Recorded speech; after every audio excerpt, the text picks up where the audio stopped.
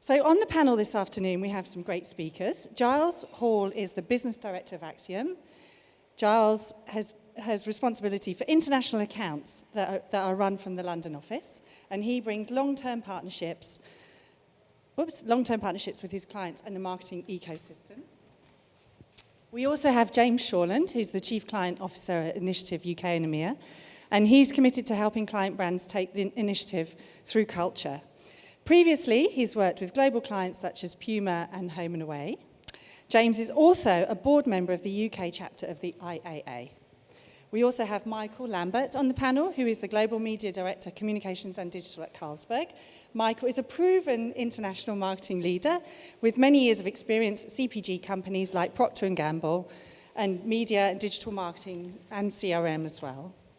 And finally, we have Milan Ashok-Shah, who's the International Marketing Manager at Tuborg. So Milan is a seasoned marketing professional.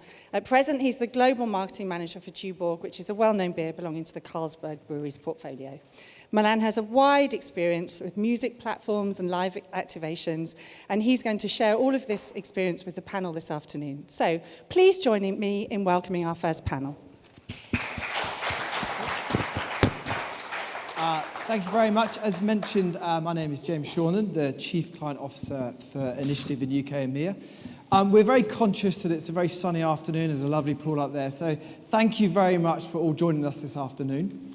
The fact that you have joined us suggests that you're kind of one of the many people in the industry who's kind of grappling with the complexities of bringing data and creativity together to the benefit of your brands or your companies. Now, the good news is you can see that you're not alone in that challenge. The bad news for you all, however, is the next 25 minutes is not going to give you the answer to all those questions. So just to kind of set the bar. The approach we've taken for the next 25 minutes is not to share with you what we're doing well with data and creativity, but actually take a flip and have the courage to kind of express perhaps our vulnerability and talk about what we're not doing so well. It's a kind of a group therapy session minus any kind of embarrassing, awkward hugs. Now, the lens in which we're taking this kind of approach to being open to more opportunities with data is via a simple but brutal belief. We believe that strong brands are those that are the most relevant to consumers.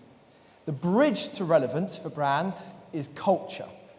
So when we start looking at the next 20 minutes and talking about data and creativity, the key question is, how can we use all of those elements to bring creativity to both media and content and help brands, in this case Tuborg, take the initiative in culture?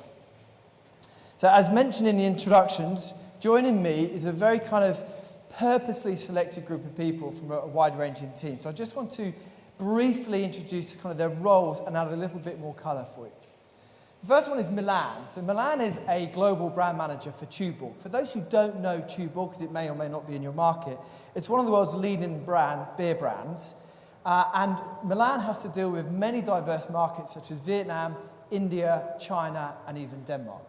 So Milan's role in all of this is how does he take the range of stakeholders, so whether that be creative, sales, distribution, and even media, and bring it all together in a go-to-market strategy. Then if I come nearest me is Michel. Michel is also from the Carlsberg team, but has a slightly different role. So from Copenhagen, he's technically the global head of media and looking at how he can help all his colleagues raise the impact of media in campaigns across all the different brands, across all the different markets. Symbolically, in the middle is selfishly my favourite part of this, no offence to Michel and Milan, but it's not to do with Giles, no offence, it's what Giles represents. Acxiom is the newest addition to the IPG family, and so gives us and our clients access to what is technically the world's biggest and best data company, or so Giles tells me. So the way we're going to do this in this kind of group therapy is ask you to look at us not at technically just what we say, but actually what we represent. So if you're in the room, you may want to be focused, if you're a brand manager, on some of the challenges and opportunities that Milan highlights. If, however, you may be a global head of media or represent an organisation, you may actually pay particular attention to what Michel says about both the challenges and the opportunities as an organisation to make sure we capitalise on capturing data. And in the middle, purposely in between the two Carlsberg representatives, is data, the external, and sometimes for some of you, an internal data expert who's going to be fairly honest with us and talk us through where we've actually maybe missed opportunities for data and how we can improve it moving forward. So the format is going to take the case of looking at what we have done already in 2018. We're not here to celebrate what we did, but we're using it as a real-life case study to say, here's the campaign that we planned in 2018. Now asking ourselves some fairly honest questions as a team, how we can work together to create a kind of a single lighthouse and bring data together with creativity to help Tuborg take the initiative in culture. My role, last but not least, is the poor, humble agency. So I've got several different stakeholders, and what I'm trying to do is make sure that whilst they all have different challenges and different needs from data, I need to somehow pull them into the same viewpoint. So they'll have different needs and different lenses. The role of the agency here is to create that heliocentric place and point we're going to travel to make the brand capitalise on data and creativity. So, without further ado, perhaps we should look at the 2018 campaign for Tuborg. Tuborg is all about being open to more, an invitation to explore and grow through new experiences. For years, Tuborg has leveraged its rich music heritage to carve a cultural niche for their brand. But with declining relevance for young audiences and an ever-increasingly competitive market, we needed to win with a new generation of drinkers by making Tuborg the most culturally relevant beer brand for young adults across the globe. We approached global superstars Diplo and Mo. I'm Diplo. I'm Mo. And this is the Tuborg Open Project. And challenged them to work together with local artists from all around the world and prove that with Tuborg, exploration isn't about the miles we put behind us, but the people that shape us along the way. Our campaign launched with Diplo and Mo celebrating the release of their track Stay Open via a global announcement on social media. Oh, baby, my heart's open. You know that I stay open. The track would become the canvas for local artist collaborations and reinterpretations the world over. Local artist announcements added cultural relevancy and hype to the global momentum.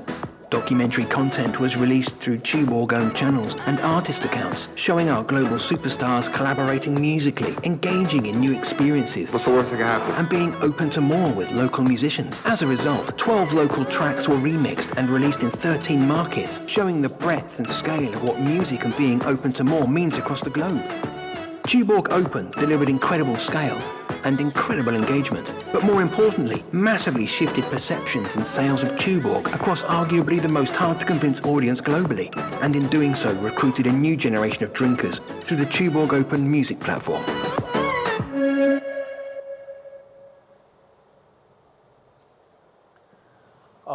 Thank you. Guys, that was all about what we have been doing around music activation on brand for Tuborg. It's called Tuborg Open, which is our global music collaboration platform that we activate across our key markets. The whole idea of sharing the video was just building context in terms of what we have achieved so far in 2017 and 2018. But what we wanted to actually kind of expose you to was the learnings that we've actually kind of derived in the years that have gone by. And we wanted to actually kind of share with the wider audience that not everything is perfect. And we constantly want to kind of evolve and improve the way we actually kind of reach our target audiences. What we've been able to actually, using data from campaigns in 2017 and 18, what we've been able to actually kind of learn are the four main pillars of how we are actually kind of evolving the campaign in 2019. And the whole idea is around the fact that what we've realized is that as we grow and as we evolve, we need to work harder to actually kind of grow on the base of fans that we've already reached out to. And continue to kind of push the campaign forward to benefit the brand. What we've realized is that goes without saying that mobile first is something that we need to grapple ourselves with when we actually kind of push this campaign, because what we've realized is that 67% of the reach that we've achieved on this campaign, either through social or digital, has come from the mobile screen.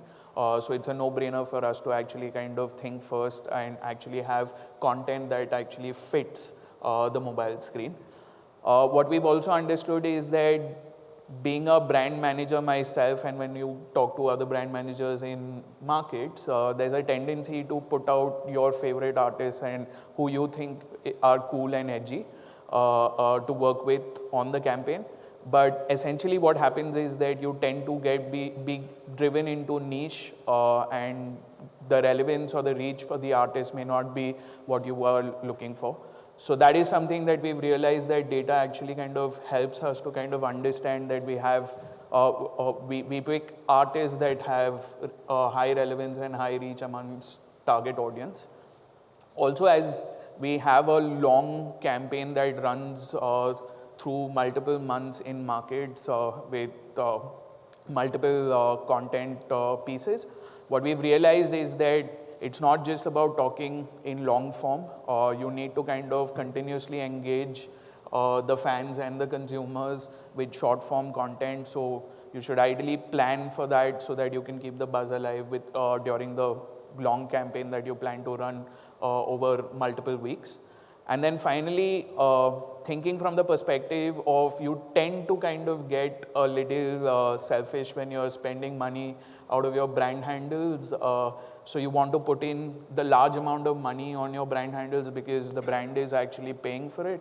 What we've also realized is that we get higher engagement and higher comments and shares from consumers when you actually kind of post out of or you get endorsement out of artist handles and artist accounts.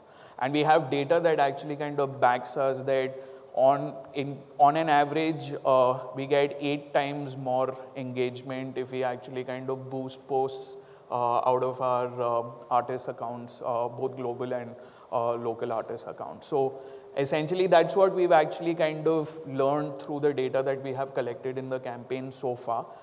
And we constantly are putting an effort to actually kind of evolve the campaign and make it bigger. That's something that we've actually kind of drawn from the brand's history because the motto for the brand has been stillstand tilbegand, which in Danish means, if I translate that, it means stagnation is decline.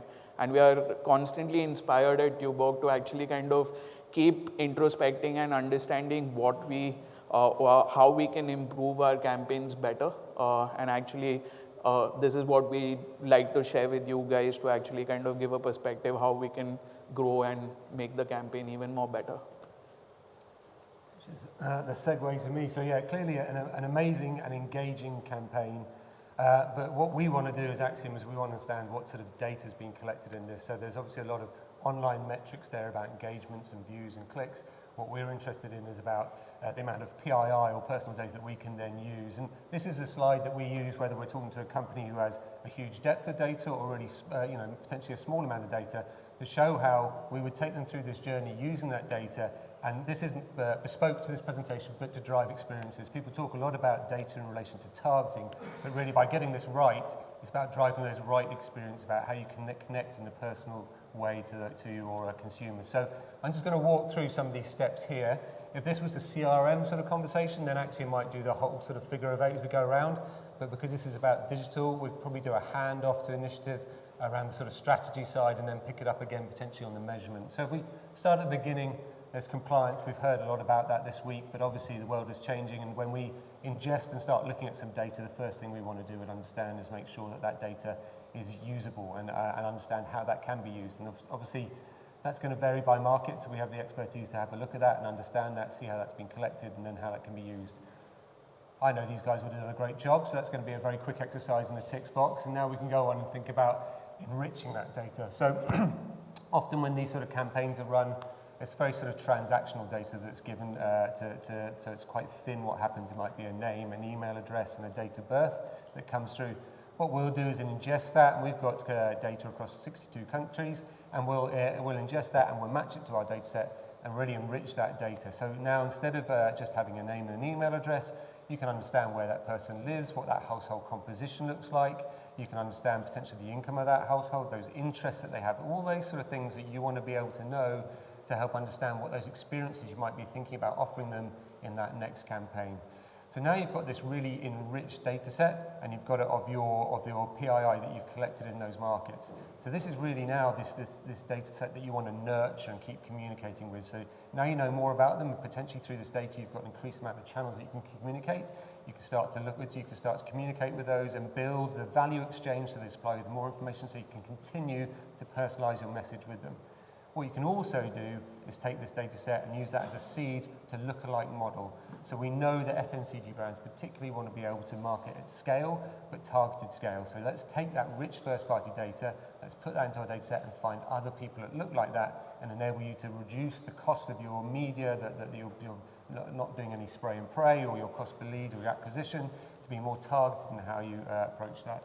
So you've got your compliance, you've got your enrichment, and you're starting to now get your insight. And when we think about and you extrapolate this more about, and Milan talked about artists, you've now got a profile that you can start matching against artist profiles, so you can start help with that discussion about who are the artists we should be doing in each market. But you also might be thinking about how can we move outside of music, what are the other experience things that Tuborg might want to do? Is it outdoor cinema, is it festivals, is it sports? And start to overlay this sort of rich data set to find those places where you can, where else you can drive these wonderful experiences that will engage with the audience. So as I said, this might be now sort of a bit of a handover, and there's some strategy that happening, some planning, some execution of that, and then we come back around to measurement, and we increasingly want to see more and more measurement, as do the brands, and how that works.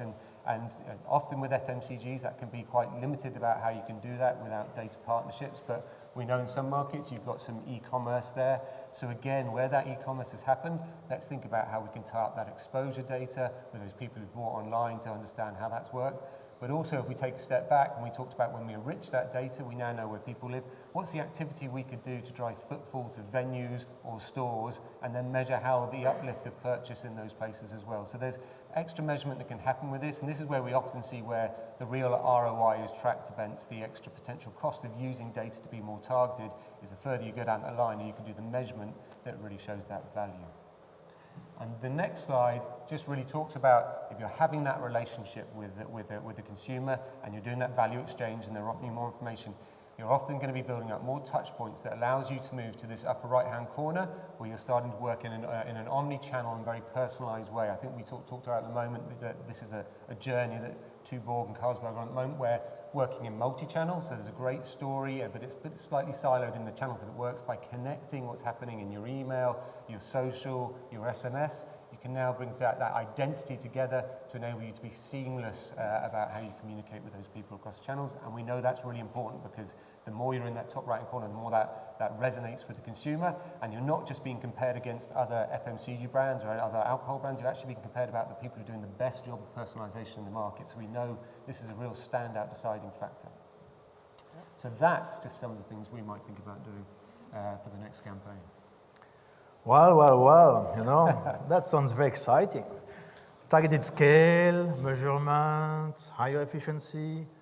You know, Giles, I've just joined Carlsberg a couple of months ago, and I think it's a very cost-conscious company. So if you want to move further, if I want to go to the CFO, maybe I will need to prove that actually some increase of targeting and cost will bring some added return. So that's maybe something which I have to do first. You know, cost of data, it's increased sophistication, so increased complexity. So at the end, I want every individual to drink one of my brands. So I will need to think through how we can really create a case study and really understand how we can justify that investment. And then actually, I like the idea overall, and I'm really glad that Milan is such a smart guy, because we have many brands in the company, and I'm like, well, actually, that may be good for Tuborg, but maybe good for other brands as well. So which means, well, should I think of it as a one-off effort, or should I think of it as a strategic investment for the company in terms of where do we want to push targeting further? So some thinking to go through. So I will need to talk to some of the brands to really see whether there is also some interest which we can really scale up from a targeting perspective. So what I'm thinking of as well is, you know, we want to target the consumer in a better way. We want to better measure, so retarget maybe the consumers in a different way.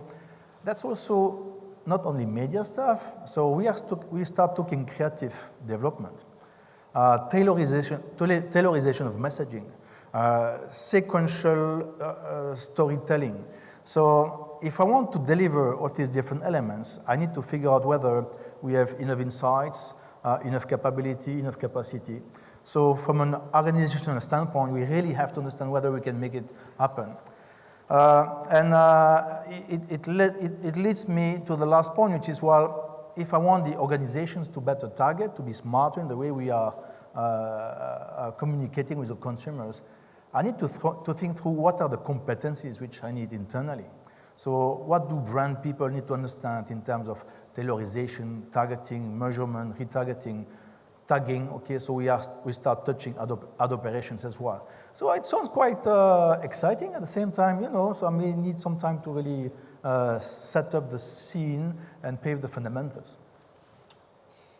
I should point out to everyone that Michel is new to Carlsberg, and his key client, i.e. Carlsberg procurement, are sat in the front row. So when he talks about being cost conscious, that's kind of where he's kind of getting at. So there's a few things there. I don't know whether anyone has seen ER or other hospital dramas, but as an agency, when I kind of bring specialists and clients to the table, and I talk about data, it feels like I'm watching an episode of ER. And so ER, the patient is either dying or surviving, but they're using terminology. I don't know what they're dying of, but I know something's happening.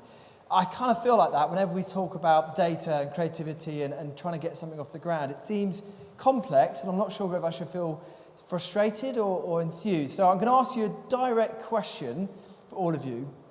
And remember, it's open group therapy, so you can say what you like. I want to understand, all right, let's say Monday, we're back in Copenhagen and we're getting this going. I'm going to start with you, Michel. You talked a lot about the challenges. What are the first next step of getting this going? But I think I have to step back from that short-term opportunity and really think through what's the long-term vision. Okay, so we spent 2 days here in Rome looking to people. Clearly, data is an asset. So I need to figure out whether I want to build first-party data. Mm-hmm. And if I want to do that, I need to start from the end goal. So if I had data, who would I target? How would I tailor my message? Is it something which I want to do for Tuborg, for more brands? So really stand back and start from the end. Once I better understand where I want to go, I need to understand what's the status of today. So I will likely make, with Acxiom, data readiness assessment to really understand what do I have in-house, where do I need to tap outside in terms of third-party data, what can I do short-term, and what I need to build mid-term over the coming months and years. So it's starting at the end and then sort of working back to the pieces. Clearly. Giles, newcomer to the RPG family. Acxiom comes into Copenhagen on Monday. What are we doing? Doing 3 things. An introduction to procurement, first straight away. Wonderful. 2, let's talk about where you are at the moment and where you want to be, your aspirations, and then let's think about a roadmap. This isn't about trying to do everything at once. It's a very systematical process and something we go through with our clients quite a lot. And obviously, we're very used to developing things that are developing ROI as you go along. You don't want to invest huge amounts of money waiting 2 years to see how that happens. You want to see those changes and that return happening as you go along. And the third bit would be, and I think you touched on it and it's great, is to be brave. Let's not think about solving this for Tuborg. Let's think about the Carlsberg group. You've got a wonderful portfolio of products. Let's think about how those people are going to move. People isn't exclusively a Tuborg drinker. They can be within the rest of your portfolio at various times depending on their mood. So let's build on that story to make sure you're having the best chance of a share of wallet no matter their mood and the type of the beer they might be drinking. So, but it sounds like you're thinking like that as an organization as well. Yeah, actually kind of getting the brand perspective on this, we as marketeers kind of put in a lot of pressure on ourselves to kind of tell better stories over and over again so that we consistently actually drive awareness and consideration for the brand. But when you look at it and at an overall level, marketing is not just about the brand objective or the communication objective. It's also how you are achieving. By doing so, how are you achieving the business objective? And what we want to actually kind of get into in our next steps is that kind of take this data and actually kind of do 2 things out of it. How can we kind of build a robust strategy around where we continuously keep building our brand and communication objectives and reach out to the right target audience at the right time and get them to actually kind of build our brand into their repertoire of consideration. And the next step for us would be using the same data, kind of leverage in a manner where we can actually kind of make them actually take a active choice to actually consume our brand. So how do we kind of drive that into trial? Because it's not just about storytelling and building awareness, but how do we kind of transcend that into a consumption behavior amongst our target audience? So that's what we would want to build on in our next steps. So lots to talk about the Monday morning meeting in Copenhagen. Being the agency guy, I'm welcoming input to sort of see if I can get any questions from the audience that we can use for our Monday morning meeting.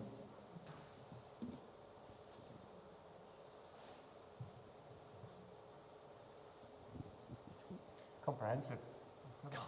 Comprehensive, stunned. Oh, we have one. Hi, thanks very much. Really good presentation. Question for Milan. On the earlier slide, you said that the artist channel was the one that performed, not the brand ones. Would you consider not having brand channels next time? So we wouldn't say we'll completely let go of the brand channels, because what we've realized in the whole program, everything works cohesively. So you have your own media, which are your brand channels and your websites.